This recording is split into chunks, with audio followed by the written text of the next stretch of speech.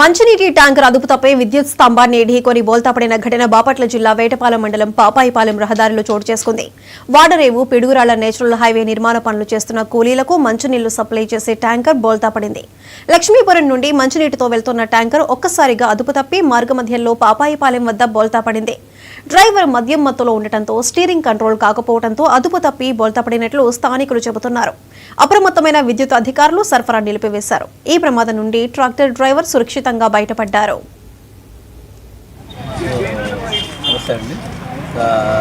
గంట క్రితం మాకు ఇటుగా పాపాపాలెం క్రాస్ రోడ్లో స్తంభాలు వాటర్ ట్యాంకర్ తీసినట్టుగా పోలీసుకున్నట్టుగా సమాచారం అందుకు మా లైన్ మెన్ ద్వారా ఎమ్మటే మేము సప్లై బంద్ చేసి ఇక్కడ రావడం జరిగింది.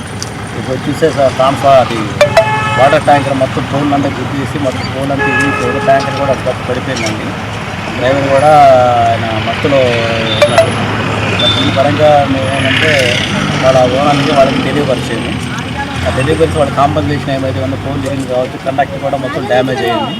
ఇవన్నీ కూడా ఎరెక్షన్ చేయడానికి ఖర్చు ఏదైతే ఉందో మొత్తం కూడా వాళ్ళ దగ్గర నుంచి కలెక్ట్ చేసి పని చేసి వాళ్ళకి సప్లై చేస్తాము. ప్రస్తుతానికి మనకి ఒక 5 కన్జ్యూమర్లకి సప్లై బంద్, మిగతా వాళ్ళందరూ సప్లై అరేంజ్ చేసాము.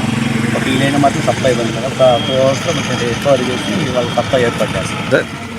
జరిగింది వీళ్ళు వాటర్ ట్యాంకరు ఇక్కడ హైవే వర్క్ చేసే వాళ్ళకి వాటర్ తీసుకెళ్తూ ఉంటారండి. ఇక్కడ నుంచి ఆ లోడ్ చేసుకోవడానికి ఇటు టర్న్ అయ్యి హైవే నుంచి టర్న్ అయ్యి ఇటు వచ్చాడు. ఇటు వచ్చినప్పుడు ఆయన ఈ డైరెక్ట్ ఇటు వచ్చేసి స్తంభాన్ని గుర్తేసాడు. గుర్తేయాలంటే మొత్తం అటు పడిపోయాడు. మొత్తం వాటర్ ట్యాంకర్తో సహా అటు పడిపోయింది. మాకు వస్తాయండి.